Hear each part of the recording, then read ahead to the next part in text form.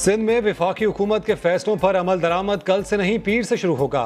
हफ्ता और इतवार को मामूल के मुताबिक लॉकडाउन रहेगा। वज़ीर आला का ऐलान, कहा शॉपिंग मॉल्स बंद रहेंगे। तमाम मजहबी इज्तिमात पर भी 31 मई तक पाबंदी बरकरार रहेगी। तालीमी इदारे भी 1 जून से खोलने की पोजीशन में नहीं।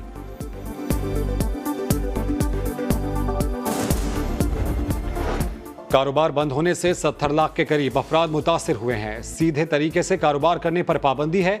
रिश्वत देकर कारोबार खोला जा रहा है। जमात इस्लामी के रहनुमा हाफिज नईमुर रहमान की सिंध हुकूमत पर तनकीद। प्रोग्राम नया दिन में कहा, सिंध हुकूमत राशन की तकसीम का निजाम नहीं बना सकी। डॉक्टर्स और नर्सेज को बचाने में भी नाकाम रही।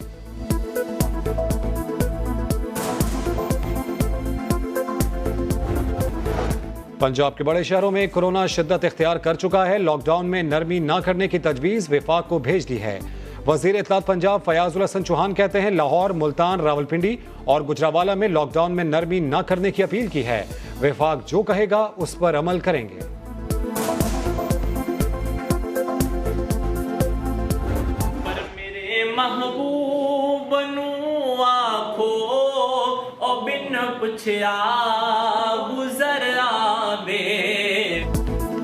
और दोनों हाथों से माजूर लेकिन आवाज की दौलत से माला माल। गुजरावाला के नौजवान नात ख्वां की दिलकश आवाज, नात ख्वानी के जरिए लोगों के दिलों में घर कर लिया।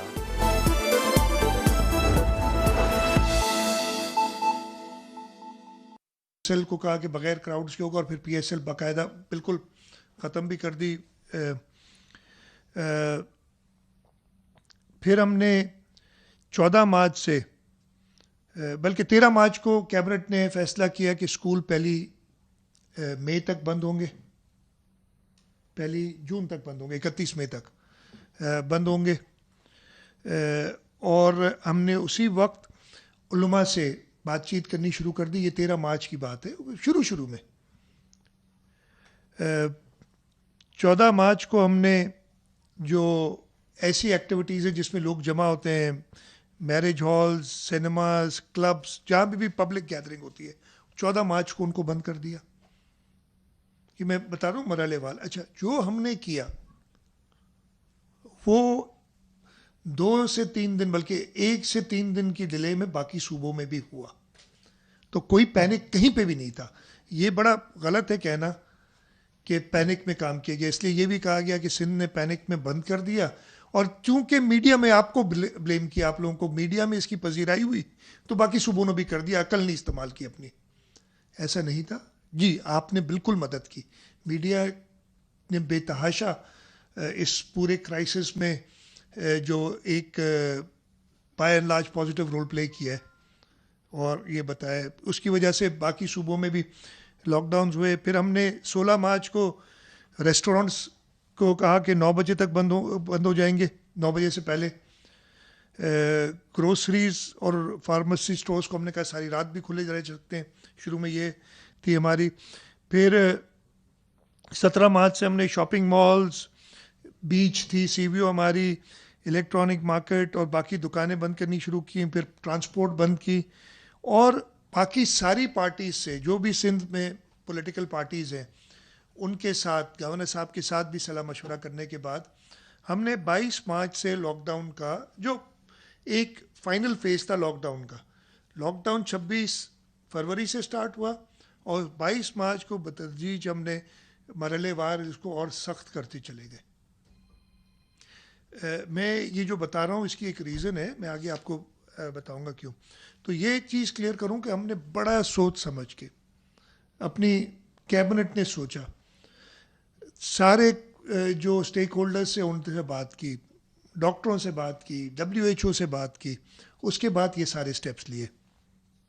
तो और फुल स्केल लॉकडाउन जो हमारा था शुरू में, वो तकरीबन 22-23 मार्च से शुरू हो गया।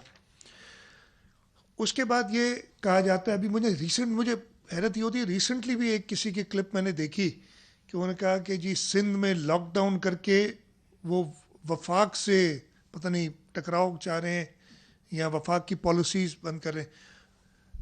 मेरे भाइयों और बहनों, ठीक है, 22 तारीख को मैंने तो पहले 13 मार्च को प्राइम मिनिस्टर जो मीटिंग हुई थी हमारी, उसमें कहा था कि लॉकडाउन करें।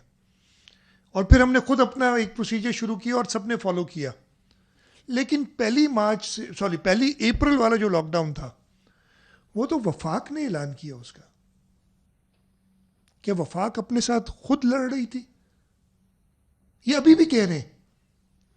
पहली अप्रैल वाला लॉकडाउन वफाक ने दिया उस मीटिंग में, और उसके बाद जो उनके एनसीओसी की सदारत करते हैं असद उमर साहब, उन्होंने उसका आगे टेलीविजन पे ऐलान किया कि जी लॉकडाउन 14 दिन बढ़ गया है, 14 दिन रहेगा 14 अप्रैल तक।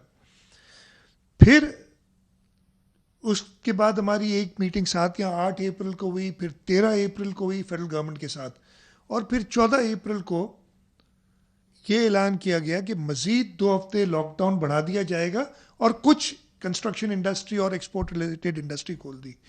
जो वफाक ने कहा, जो ये हमारी मुत्तफिका फैसले हुए, सिंध हुकूमत ने उस पर पूरा अमल किया, 99% अमल किया। इसलिए बाकी सूबों ने भी 100% अमल, किसी ने कोई एक्सेप्शन ली, हमने जो, और ये फ्लेक्सिबिलिटी प्राइम मिनिस्टर साहब ने उस मीटिंग में सूबों को दी हुई थी कि आप अपने हालात देख के अगर कुछ चेंजेस करना चाहते हैं तो आप कर सकते हैं। लेकिन 99% तो अभी भी जो लोग कह रहे हैं ये बात, पता नहीं अपनी फेडरल गवर्नमेंट को, अपनी का मतलब है उन्हीं की जमात की फेडरल गवर्नमेंट है, उसको बिलिटिल क्यों कर रहे हैं कि जी आप प्रेशर में आ गए, आपको सिंध ने दबा दिया इसलिए ऐलान हमने नहीं किया। ये लॉकडाउन उस तरीके से 14 अप्रैल को भी 2 हफ्ते के लिए फेडरल गवर्नमेंट ने बढ़ाया।